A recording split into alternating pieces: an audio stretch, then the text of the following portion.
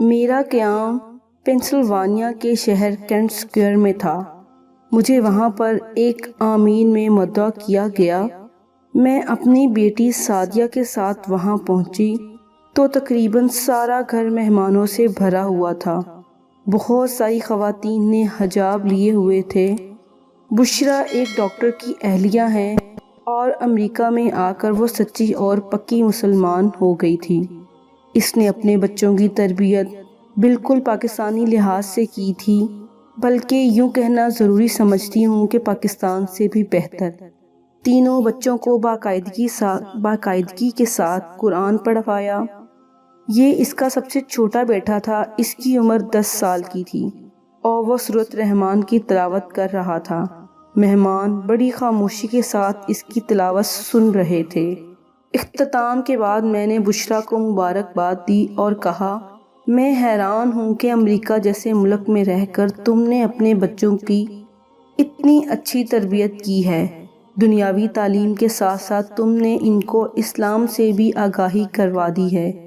واقعی دوسرے ملکوں میں رہ کر مشکل تو ہوتا ہے، مگر سیدھے راستے پر چلنا چاہے تو خدا بھی ان کی مدد کرتا ہے، اور لاکھ شیطان گمراہی کی طرف گامزن کرے مگر اللہ اس بندے کا بھرپور ساتھ دیتا ہے۔ اللہ ہر شخص کی شہرک کے بھی قریب ہے اور بندوں کی نیتوں کو جانتا ہے۔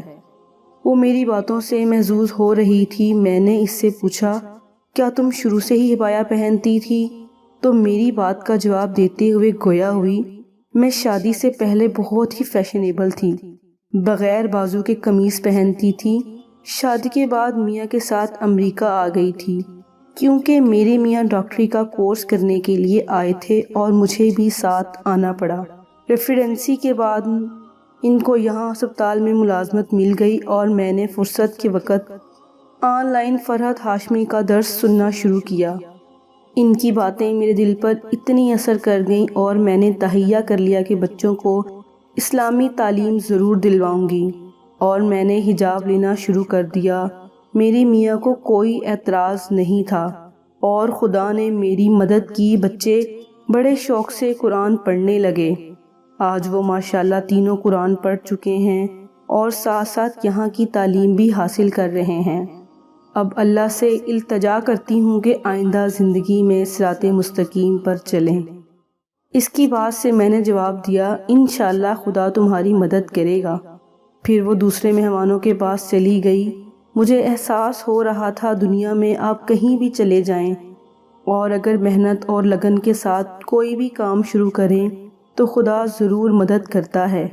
ملک جتنا بھی آزاد ہو مگر گھر کی تعلیم کو نظر انداز نہیں کیا جا سکتا، کیونکہ ایک بچہ جب پیدا ہوتا ہے تو اس کا ذہن ایک کورے کاغذ کی طرح ہوتا ہے، کوئی نقش و نگار نہیں ہوتے، صاف شفاف۔ آہستہ آہستہ گھر کی تربیت سے نقش و نگار بننے شروع ہو جاتے ہیں، اچھے بھی اور برے بھی۔ بچے کو کہا جاتا ہے کہ جھوٹ بولنا بہت بری بات ہے، اور والدین ہر بات پر بار بار جھوٹ بولتے ہیں، تو اس کا ننھا سا ذہن اس کی بات پر عمل کرنے سے قاصر ہو جاتا ہے۔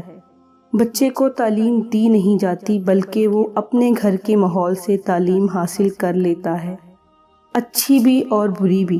کوشش یہ کرنی چاہیے جو بھی بات بچے سے کہیں پہلے خود اس پر عمل کریں، پھر اس کے ذہن میں کوئی کنفیوژن نہیں پیدا ہوتی۔